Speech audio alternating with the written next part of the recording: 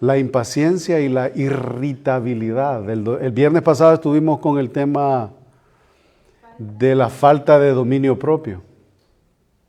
Y yo le decía a los hermanos bromeando que yo quería faltar el viernes pasado y este viernes que viene.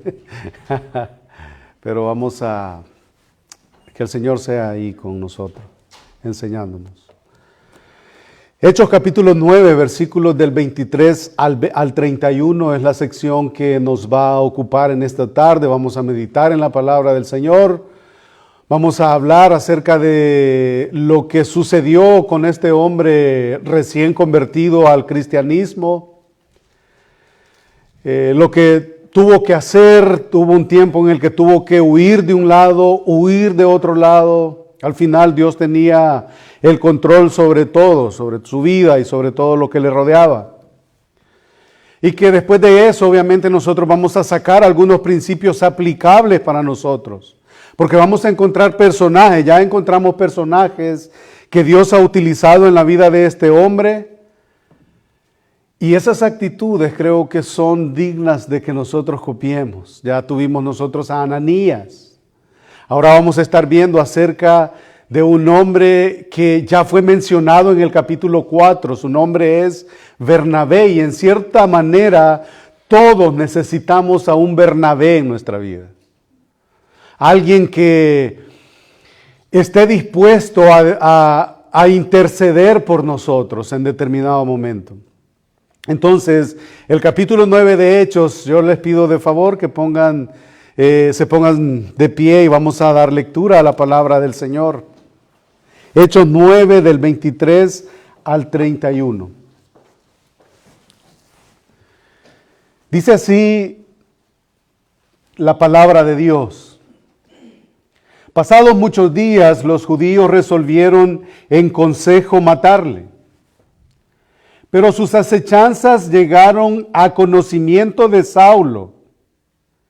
Y ellos guardaban las puertas de día y de noche para matarle.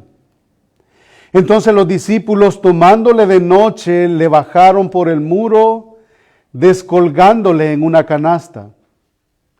Cuando llegó a Jerusalén, trataba de juntarse con los discípulos, pero todos le tenían miedo, no creyendo que fuese discípulo. Entonces Bernabé, tomándole, lo trajo a los apóstoles y les contó cómo Saulo había visto en el camino al Señor, el cual le había hablado, y cómo en Damasco había hablado valerosamente en el nombre de Jesús. Y estaba con ellos en Jerusalén y entraba y salía. Y hablaba denodadamente en el nombre del Señor y disputaba con los griegos, pero estos procuraban por tercera vez, dice ahí, matarle. Cuando supieron esto los hermanos, note esa palabra por favor, hermanos, le llevaron hasta Cesarea y le enviaron a Tarso. Entonces las iglesias tenían paz por toda Judea, Galilea y Samaria y eran edificadas andando en el temor del Señor y se acrecentaban fortalecidas por el Espíritu Santo. Vamos a orar. Padre bueno, sé, Señor, en nuestros corazones, en nuestras mentes, en nuestras voluntades para obedecer tu palabra. Señor, el que habla y los que escuchan necesitan de ti. Y solo tú tienes el poder para doblegarnos. Solo tú tienes el poder para instruirnos en tu verdad. Danos la capacidad a ambos para poder retener la palabra, Señor. Gracias por este tiempo que nos concedes. Que tu nombre sea exaltado y que tu palabra sea predicada. En el nombre de Jesús lo pedimos. Amén. Pueden tomar sus asientos. amados hermanos.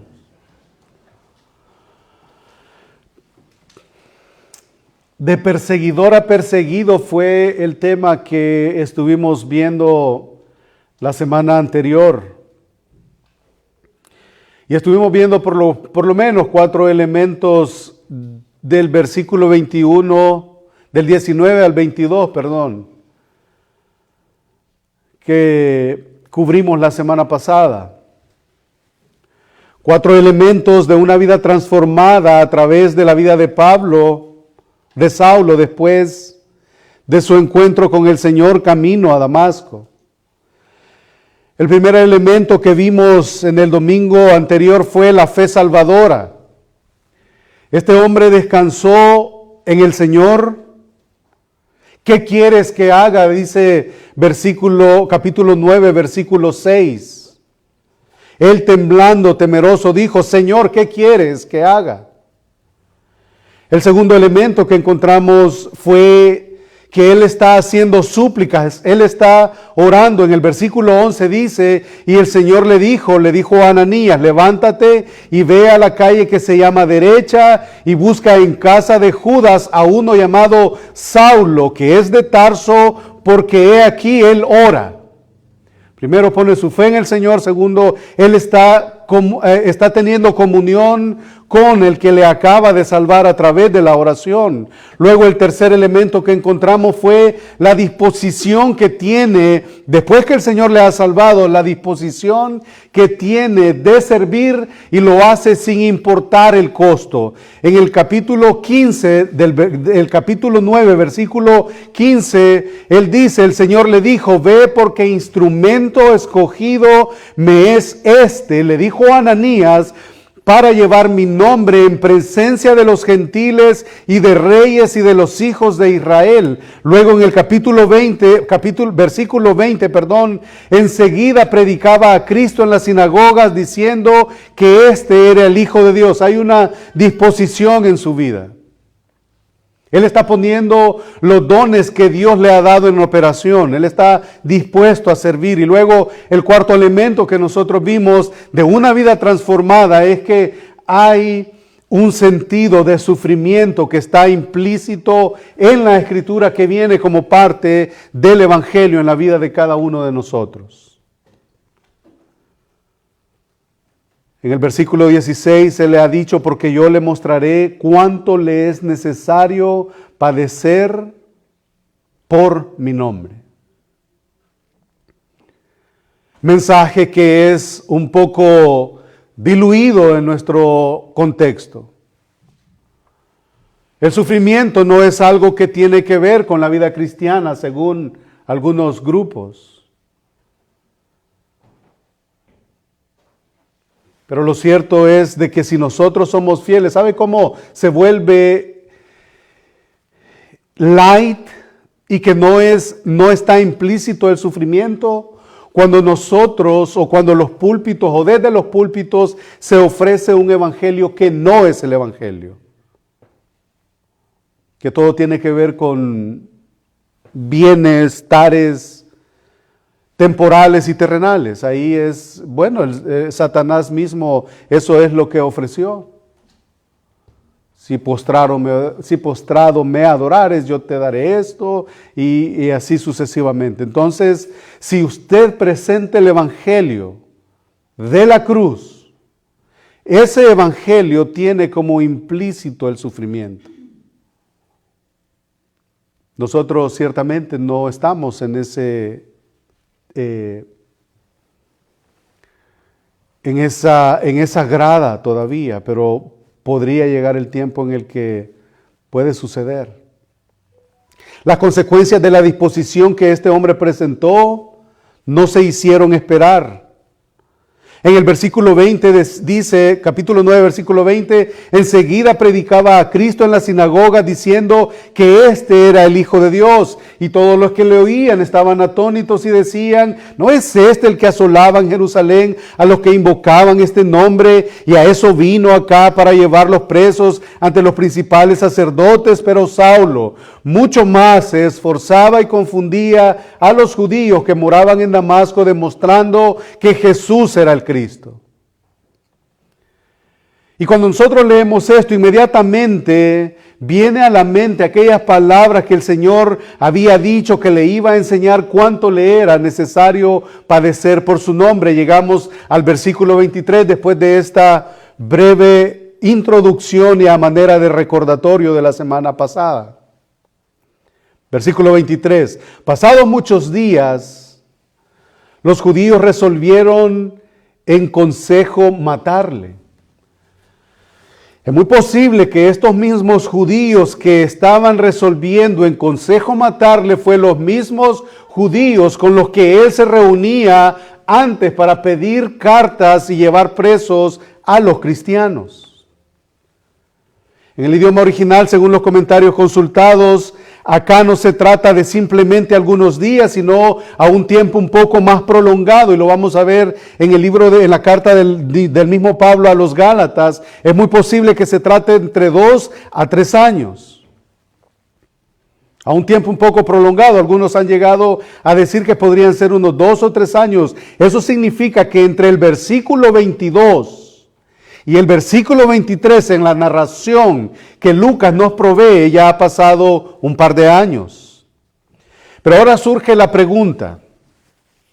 Del versículo 22 al versículo 23, después de algunos días,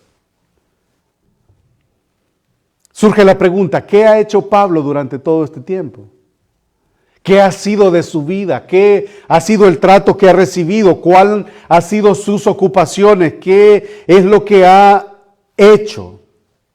En Gálatas capítulo 1, versículo 17, él nos da luz con respecto a eso. Dice, ni subí a Jerusalén, ni a los que eran apóstoles antes que yo, sino que fui a Arabia y volví de nuevo a Damasco. En Arabia se piensa que estuvo en ese tiempo predicándole a los árabes. Versículo 18, después de Gálatas 1, dice, después pasados 3 años, ahí está su regreso. Subí a Jerusalén para ver a Pedro y permanecí con él 15 días. Ahí nosotros empezamos a ver la unidad de las Escrituras y empezamos a ver qué estaba haciendo, dónde estaba Pablo. Bueno, ya vimos que estaba en Arabia. Y en este texto de Gálatas nos dice que fue a Arabia y regresó a Damasco y que eso pudo haber sucedido en un lapso entre 2 y 3 años. Así que el cumplimiento de la persecución de la cual él padecería, que fue dicha en el capítulo 9, versículo 16, da inicio. Ahora, ¿qué estaba haciendo en Arabia? Sin lugar a dudas, el movimiento que este hombre hizo para ese lugar fue orquestado por Dios. Dios lo mandó ahí, posiblemente él estaba predicando a los árabes el evangelio. Es muy posible, como las fuentes consultadas, posiblemente él se estaba preparando, él estaba meditando, él estaba conociendo más a su Señor y estaba meditando en todo lo que había sucedido en base a la ley que él conocía, lo que él había hecho en favor o en contra del camino que él perseguía. Ahora, su regreso a Damasco y estando ahí, es muy posible que el rey del lugar de ese entonces, llamado Aretas, como lo encontramos más adelante en el libro de los Hechos, se cansó y no toleró más a Pablo y trató de capturarlo. Los gobernantes, al darse cuenta que Pablo residía ahí, ponen vigilancia por todas partes. Dice la Escritura que guardaban en Damasco todas las puertas viendo que este hombre no se escapara. El versículo 24 del capítulo 9 dice, pero sus acechanzas, las acechanzas de los gobernantes, de los gobernadores, llegaron al conocimiento de Saulo. Y ellos guardaban las puertas día y noche, de día y de noche, para matarle. Eso pudo haber sido, pensemos nosotros por un momento, andamos tranquilos un día, le hablo a todos, soy amigo de todos, soy conocido de todos, todos me reciben, pero el siguiente día todos me quieren matar. Eso es lo que este hombre, bueno, ha pasado cierto tiempo, pero eso es la realidad de la vida de este hombre. El apóstol encontró en los seguidores de Jesús lo que se supone que usted y yo encontremos en aquellos con quien compartimos la misma fe en el Señor, y es el cuidado de su nueva familia. Este hombre encontró en esta iglesia que él acaba de estar persiguiendo, encontró lo que él jamás esperó recibir: el cuidado de sus hermanos en la fe. Lo que Pablo ha escuchado se parece a lo que escuchan los de la iglesia esparcida: amenazas de muerte. Pero en lugar de encontrar rechazo en esa iglesia que él persiguió, encontró protección, encontró un interés genuino, encontró el cuidado de parte de sus nuevos hermanos en la fe.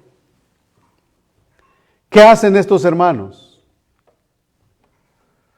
Los convertidos bajo su ministerio le protegen, lo ayudan a escapar, lo ponen en una canasta, lo bajan por la ventana de una casa que estaba construida precisamente en los muros de la ciudad y lo bajan por el lado de afuera. Eso es un relato impresionante que, o sea, es como, pareciera como de película. Pareciera sacado de una película. Están ahí persiguiéndolo y viene alguien, los nuevos hermanos lo ponen en una canasta. Pero lo importante de esto tal vez no es cómo sucede, sino por qué sucede. Y todo sucede por el cuidado y la soberanía de Dios perseverando la vida de este hombre. Cuando les está hablando de sus sufrimientos como apóstol, les dice a los corintios en 2 de Corintios 11:32, en Damasco el gobernador de la provincia del rey Aretas, ahí está el rey, guardaba la ciudad de los damasenos para prenderme. Él está contando su testimonio. Y fui descolgado del muro en un canasto por una ventana y escapé de sus manos. Más adelante él está en 2 de Corintios contando este relato. Dios perseverando la vida del apóstol Pablo para cumplir los propósitos los cuales él había predeterminado hacer con la vida de este hombre. Y ustedes se recuerdan dónde más encontramos un relato similar a este. Y nuevamente, para mostrar Dios su soberanía, su protección, su plan divino, su plan eterno, ¿se recuerdan dónde podemos encontrar este relato, un relato parecido? ¿Ustedes se recuerdan lo que leemos en el libro de Jueces 2? Cuando encontramos el relato de Rahab.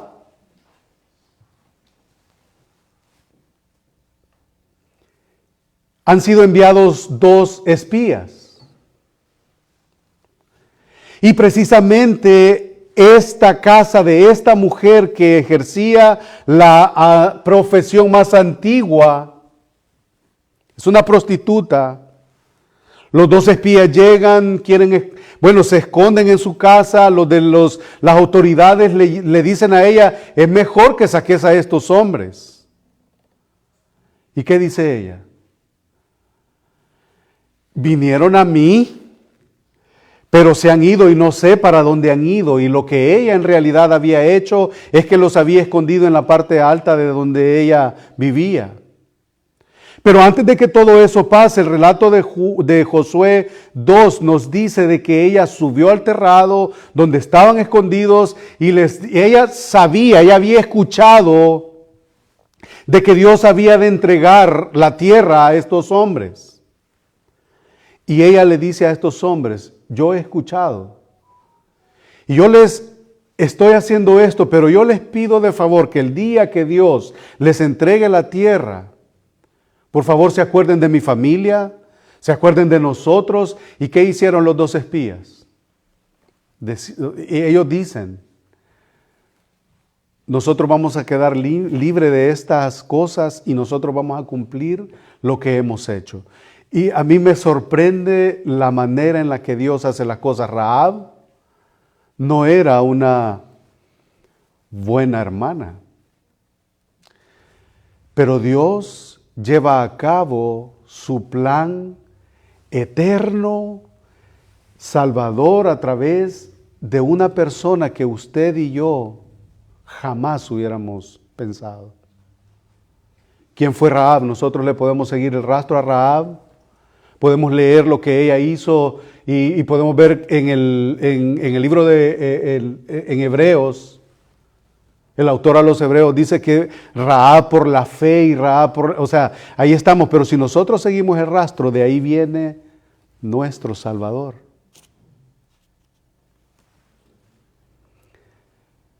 Quise mencionar esto porque Dios hace lo mismo, hizo lo mismo con los 2 espías y que luego usted sabe lo que sucedió. Dios libertó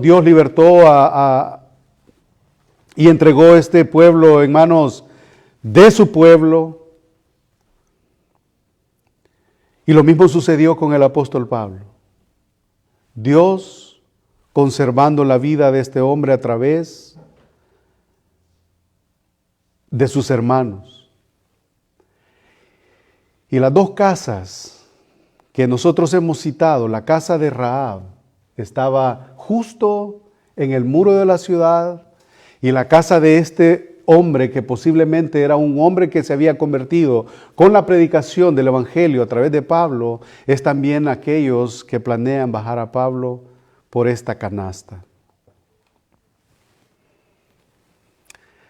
Regresando a Hechos, la noche ha caído sobre la ciudad. Los esfuerzos de Pablo han sido fructíferos porque ahora hay en la ciudad de Damasco un buen número de convertidos. De hecho, como dije, es muy posible que alguien con simpatía hacia Pablo y muy prominente, creyente, haya sido el dueño de esta casa que estaba construida precisamente sobre los muros de la ciudad. La misma que vio al apóstol descender en la canasta con el propósito de huir de sus antiguos aliados. Llegamos al versículo 25, dice entonces, los discípulos tomándole de noche, lo bajaron por el muro colgándole de la canasta. Y a partir del versículo 26, Lucas nos presenta, el autor de este libro de los Hechos, nos presenta el regreso de Pablo a la ciudad de Jerusalén. Ciudad donde había dejado plasmada su firma en su calidad de implacable perseguidor de los cristianos. Él sabe que como un nuevo creyente, y esto es lo que Dios hace en la mente y el corazón de aquellos a quien Él salva.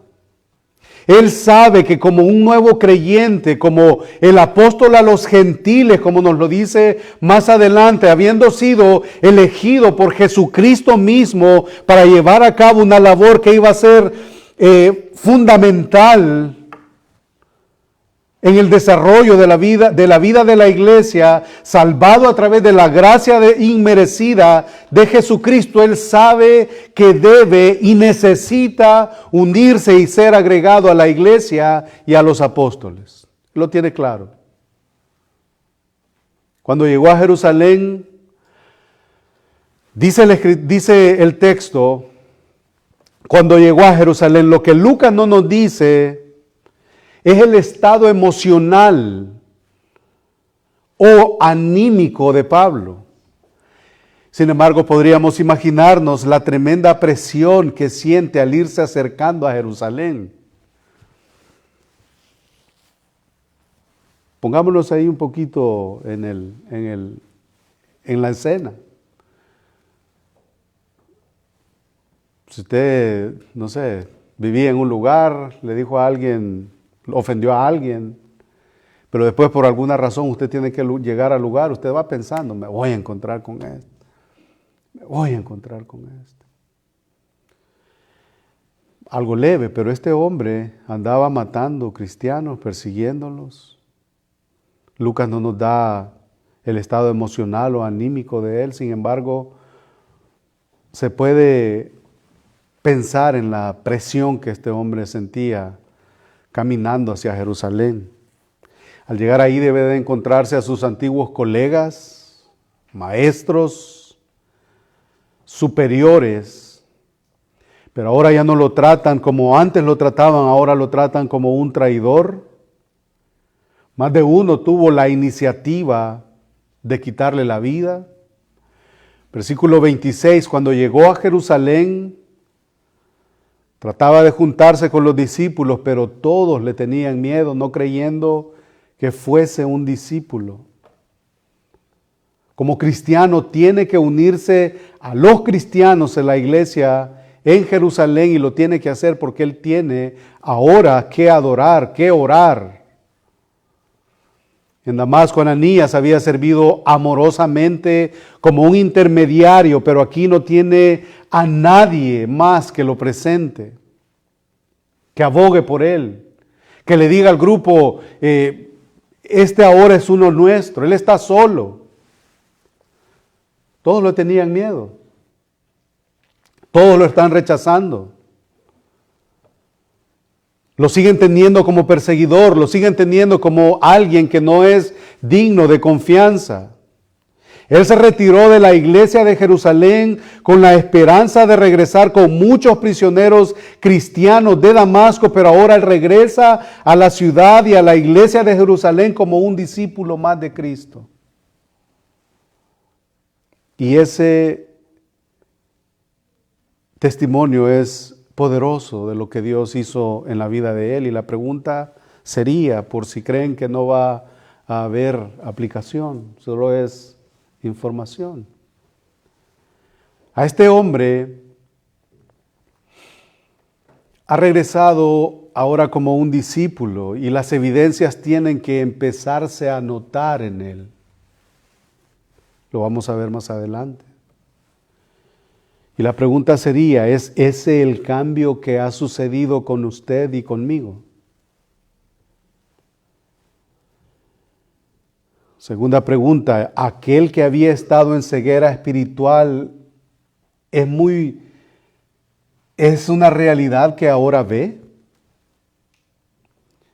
¿Se han abierto nuestros ojos hacia las verdades inescrutables del Evangelio?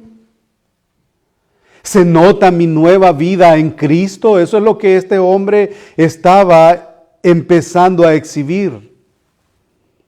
O los otros creyentes siguen dudando que hemos sido convertidos de nuestra vieja y pasada manera de vivir. Eso es lo que estaba sucediendo con Pablo. Ahí están unos que todavía están dudando de su conversión. Este hombre está solo ahora él está solo entre dos grupos religiosos. Ninguno de ellos lo acepta, no lo acepta ni sus antiguos enemigos, los de la iglesia, ni tampoco lo aceptan los judíos. El judaísmo y el cristianismo rechazan a este hombre. No, uno por un lado según ellos los está traicionando y otros por otro lado le tienen miedo. Ninguno de ellos lo acepta aún con claridad. Versículo 27, y eso era lo que yo decía al principio. Y yo quisiera ser como un Bernabé. Yo no quisiera ser de desánimo, ni tampoco de desinfle para alguien que viene buscando refugio en el Señor y en el Evangelio.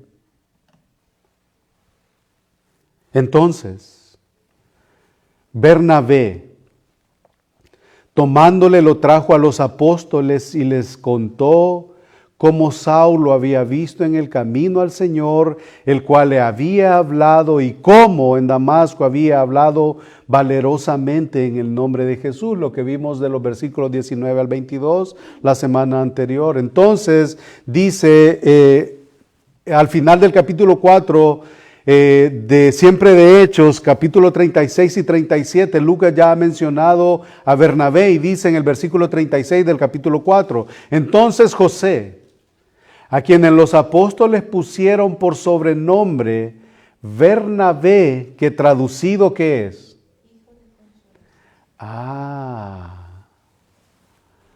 Hijo de consolación. ¿cómo seré conocido yo? ¿Hijo de desánimo?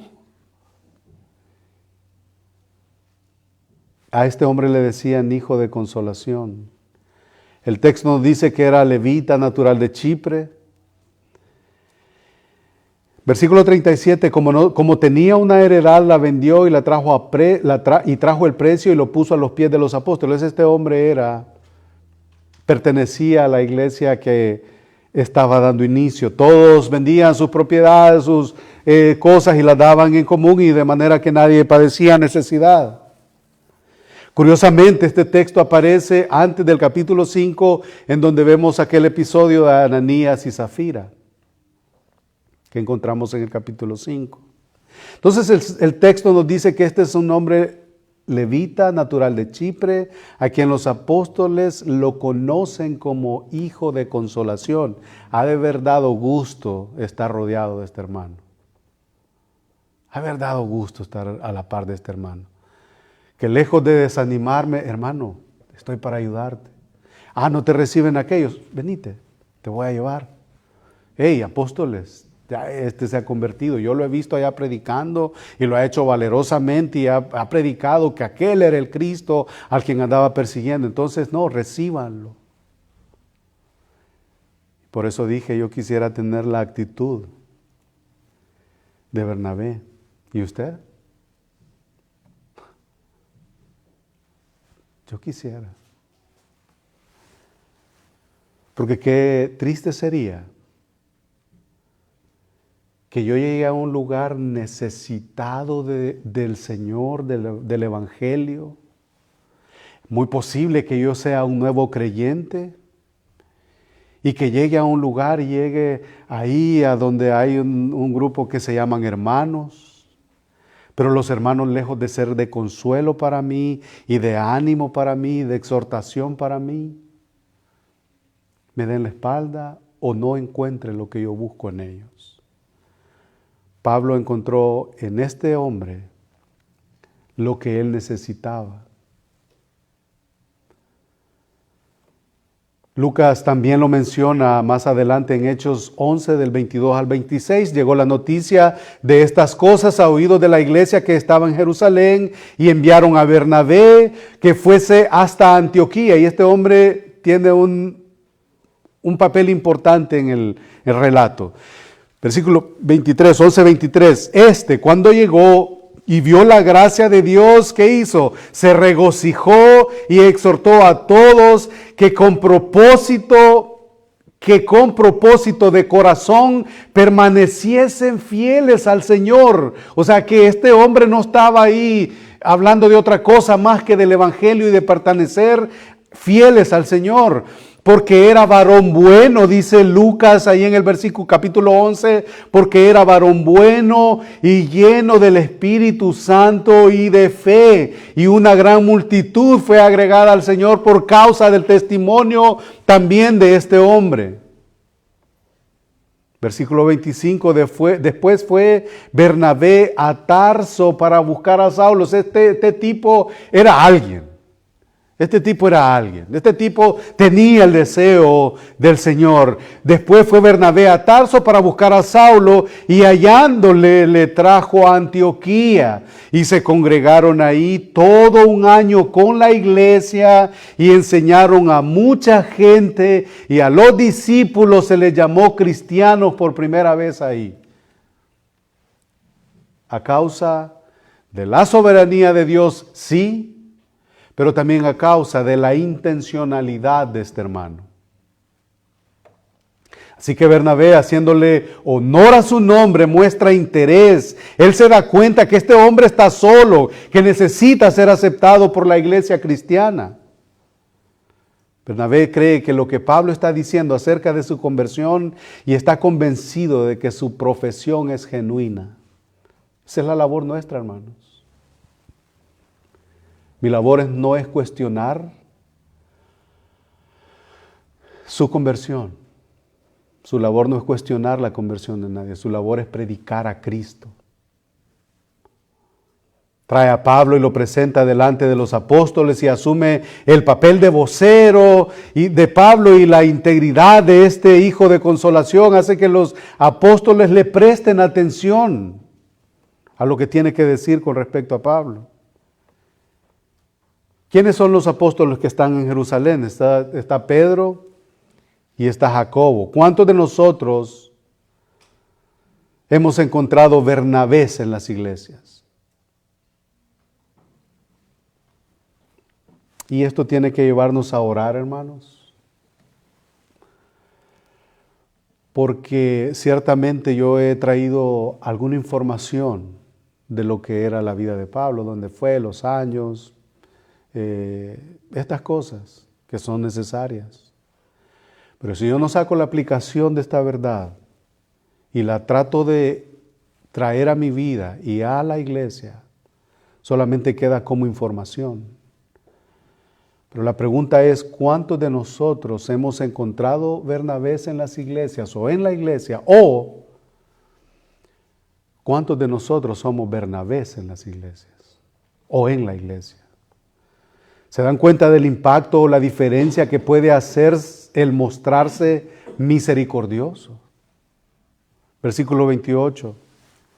Y estaba con ellos en Jerusalén, y entraba y salía y hablaba denodadamente en el nombre del Señor, y disputaba con los griegos, conocidos porque todo era en base a sabiduría.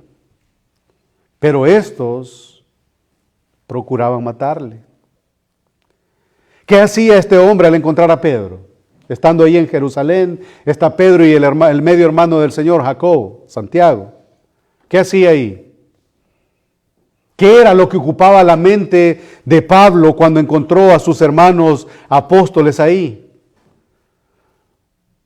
¿Se reunió con ellos para hablar de las condiciones del tiempo? ¿Cuánta nieve iba a caer? ¿Cuánto frío iba a hacer? ¿Cuánta calor iba a hacer? ¿Cuánta calor iba a hacer? ¿Hablaba de los sueños y de las metas que tenía como hombre? ¿Hablaba de sus posibles proyectos económicos?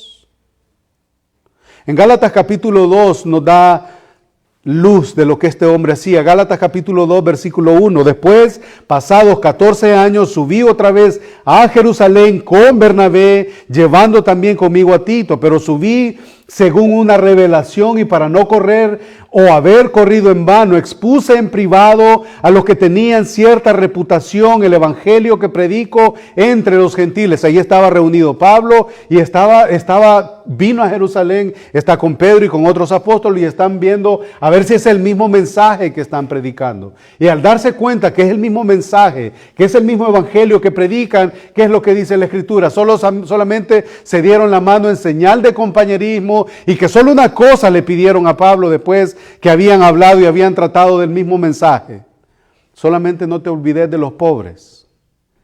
Y dice Pablo, lo cual procuré diligentemente. Lo hizo. Estaban predicando el mismo mensaje, no estaban hablando de sus planes, de sus sueños, de sus negocios, del tiempo, de deporte, no, ellos estaban tratando cosas concernientes al reino de Dios. Y la pregunta aquí sería, ¿entonces solo de eso tengo que hablar aquí? No, hermano, no estoy diciendo que hablar de otras cosas sería pecado, no. Pero creo que se entiende la idea. Así que continúa la labor que había iniciado Esteban, este hombre. Con convicción y con valentía presenta a Cristo. Los judíos ya no lo consideran un hombre respetable de la ley, sino una amenaza para el judaísmo. Y ahora quieren hacer lo mismo que hicieron con Esteban. Ese es el camino del Evangelio. Eso es lo que el Evangelio tiene como implícito. Me gusta cómo el hermano Miguel Núñez dice, hablando acerca del Evangelio, hay que aprender a sufrir por el Evangelio y hay que aprender a sufrirlo bien. Compartía con los hermanos una predicación que se dio a cabo. Bueno, se predicó por su causa. Y el hombre oraba y lloraba porque había conocido a uno de sus mentores y alguien que le enseñó a él en sus inicios como creyente. Y este hombre que le había enseñado al pastor Miguel acababa de morir. Y una de las cosas por las que el pastor Núñez dice y oraba es porque se gozaba, le dolía su partida, pero se gozaba en que este hombre había terminado bien su carrera. Eso, hermanos, tiene que ser motivo de gozo para nosotros, y muchas veces el gozo se va a expresar a través de las lágrimas. Que no se perdió, que no renunció a su fe, que no sucedió con lo que sucedió con Demas. ¿Se recuerdan qué pasó con Demas? Abandonó a Pablo porque le pareció más apetecible el mundo y sus cosas. Lucas está conmigo, Demas me ha desamparado o me ha abandonado amando más a este mundo. Entonces, hermanos, roguémosle al Señor que nos ayude y que nos permita terminar esta carrera firmes, fieles, a pesar de lo que el mundo ofrezca. Versículo 30. Cuando supieron esto los hermanos que procuraban matar a este hombre, cuando supieron esto los hermanos lo llevaron hasta Cesarea y le enviaron a Tarso, a su ciudad natal.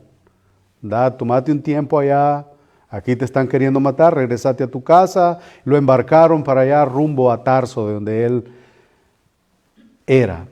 Y la experiencia allá en Damasco y la experiencia en Jerusalén representan peligro para su integridad física, y en ambos casos es protegido por otros creyentes llamados hermanos. En Damasco lo protegen bajándole de una canasta. En Jerusalén los hermanos le acompañan hasta Cesarea, donde lo suben a un barco rumbo a su tierra natal, Tarso. Es protegido. Versículo 31. Entonces las iglesias tenían paz, y esto es el producto de las actitudes correctas de los hermanos, de las oraciones de los hermanos, de la predicación fiel de los hermanos. Versículo 31. Entonces, las iglesias tenían paz por toda Judea y Galilea y Samaria. Eso era lo que había sido profetizado o dicho allá en Hechos 2. Y me seréis testigos en Jerusalén, Judea y Samaria y hasta lo último de la tierra. Aquí lo tenemos, y las iglesias tenían paz por toda Judea, Galilea y Samaria, y eran edificadas andando en el temor del Señor. Y mire, y esto me anima mucho. Y se acrecentaban fortalecidas en el Espíritu Santo. Pero eso, para que eso se lleve a cabo, primero tiene que pasar o suceder lo primero que vemos hasta el versículo 30. Ese es el producto, amada iglesia, de la predicación fiel de las Escrituras. Ese es el producto del poder salvador y transformador del Evangelio, y también es el fruto que produce la actividad de los hermanos, la empatía, la exhibición del carácter de Cristo en la vida del creyente. Eso es lo que trae como resultado. Las iglesias se acrecentan y se fortalecen en el poder del Espíritu de Dios. Que el Señor nos ayude a poder, como oraba el hermano Luis al principio, imitar a esta iglesia, y no solamente imitar a la iglesia, imitar las actitudes de los hermanos de esta iglesia. Porque de esa manera entonces nosotros vamos a tener como fruto, como resultado, y lo que va a florecer a nuestro alrededor. Entonces las iglesias tenían paz por toda Judea, Galilea y Samaria, y eran edificadas andando en el temor del Señor, primero eso, y después se acrecentaban fortalecidas por el Espíritu Santo. Que el Señor nos ayude, hermanos. Buen Dios y Padre, te damos las gracias por tu palabra, por por tu evangelio, por la cruz.